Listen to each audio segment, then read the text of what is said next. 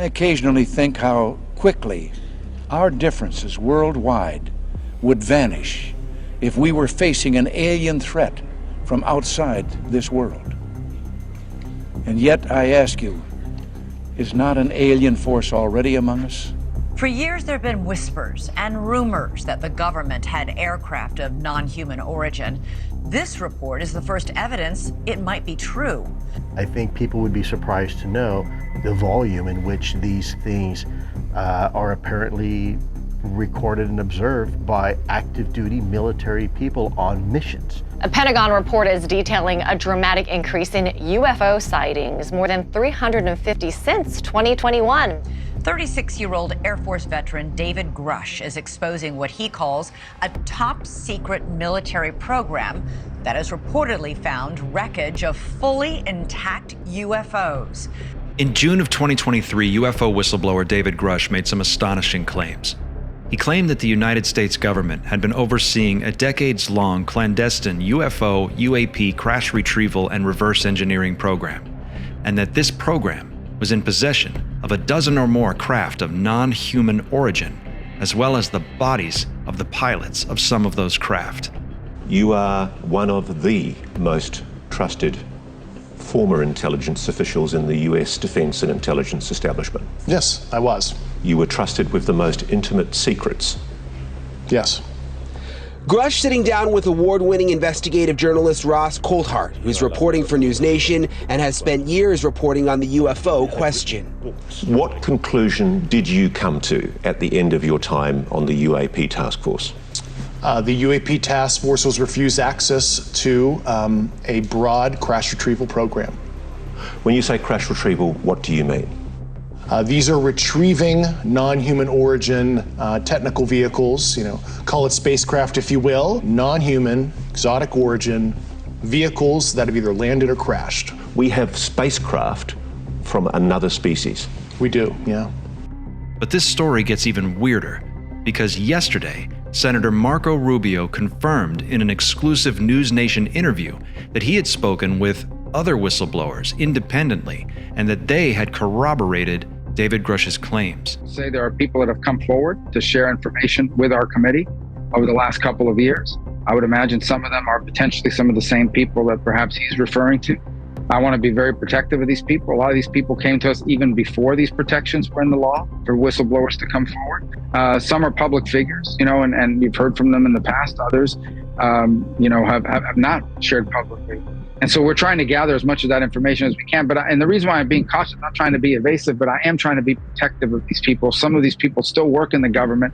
And frankly, a lot of them are very fearful of their jobs, fearful of their clearances, fearful of their career. And some, frankly, are fearful of harm coming to them. So that category of people who have firsthand knowledge, who say they have actually seen these kinds of things, do you find many of them credible? Well, I don't find them either not credible or credible because we have no basis. Understand, some of these claims are things that are beyond sort of the realm of what any of us has ever dealt with.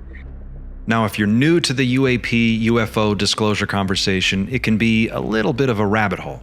So let's go through a list of some of David Grush's claims. Grush said that he saw documents reporting that Benito Mussolini's government recovered a non-human spacecraft that the Vatican and the Five Eyes Alliance assisted the US in procuring. Yes, that is something that I actually said out loud. This sounds like the plot of a Steven Spielberg movie. I so desperately want this to be true. Let's go on. Grush filed a whistleblower complaint with an Intelligence Community Inspector General in June 2021 while serving as the National Reconnaissance Office representative to the UAP task force. In it, he maintained that UFO-related classified information has, quote, been withheld and or concealed from Congress by elements of the intelligence community to purposely and intentionally thwart legitimate congressional oversight of the UAP program. Grush says that we have intact and partially intact vehicles of non-human origin. And in his Ross Coulthart interview, he actually alludes to the idea that we actually found some of these craft basically with the door open, the lights on, and nobody was inside. Unbelievable claims if true.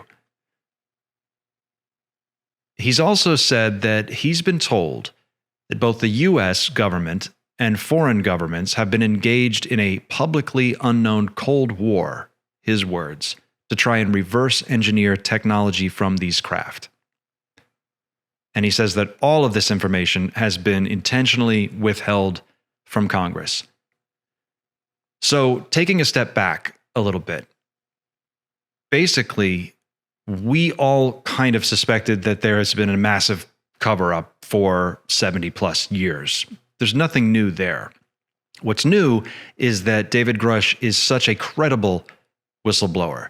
For somebody of his rank and stature to come forward publicly, on paper, in writing, and make these claims is pretty unbelievable. And this kind of represents a new turn in the disclosure conversation. It seems like disclosure is rolling forward as a legal process starts to play itself out that has been set up specifically to bring this information out into the open. Richard Dolan claims that there are, at least in his estimation, there are factions within the military-industrial complex that have different motivations. That sounds reasonable enough to me. One faction, the old guard, is trying to maintain secrecy. They've been good at doing this. They've done it for decades, but now they're starting to lose their grip, as another faction is trying to push disclosure and bring some of this information forward into the public discourse. The way that they're doing that, it seems pretty obvious to me, is by creating the legal framework to give cover and protection to any and all whistleblowers, and to set up a framework for punishing anyone who doesn't come forward and withholds this information from Congress. So you've got a situation here where the military-industrial complex has been hoovering up billions of dollars of taxpayer money for decades and decades. And we don't know what technology they've been able to unlock, what secrets they've been able to solve. It could be that Lockheed Martin, and I'm just picking a name, Northrop, someone could be sitting on something better than fusion that is the size of a toaster and can sit in your living room and power your entire house. How much would that be worth in a world where our climate, our biosphere is collapsing all around us, and we desperately need free, unlimited energy to start solving some of the problems that we've been creating for the last century? So there are various hypotheses as to why this information might be coming out now. Some people suggest that this is about money. Richard Dolan has also made that claim, that there is a group of people who are trying to monetize some of this technology, and they need to get it declassified and out into the open so that they can put it out there. And of course, help a lot of people change the world, but also make a load of money along the way. There's another group of people who say that maybe it's a little bit more altruistic than that. Dr. Greer, myself, others believe that, these are smart people. They can see the data. They can look around. They have eyes. They know that the world is in crisis, and we're at an inflection point in our civilization where we're either going to commit suicide on a global scale or damage the biosphere so much that it's impossible to really sustain a complex, organized civilization that we're used to. Or we make a massive last-ditch Hail Mary effort to tech our way towards becoming a Type 1 civilization. And we release some of the stuff that we're sitting on, put it out there, let the civilian world digest it, and put it to use solving bigger problems. So we have this situation. We have a very credible whistleblower coming forward. We have a sitting U.S. senator coming forward and saying, hey, yeah, I've talked to a number of people who are very highly regarded in their fields, and they are all kind of saying the same thing. The biggest conspiracy theory ever might actually just turn out to be the one that was really true all along. And we are alive at a moment in time where we're going to see it play itself out. So what do you think? If you like this video, let me know. Put something in the comments, give it a like, subscribe. I'd love to do more of these, so please tell me your thoughts. Let me know in the comments what you think, and hope to see you in the next one. Thanks for watching.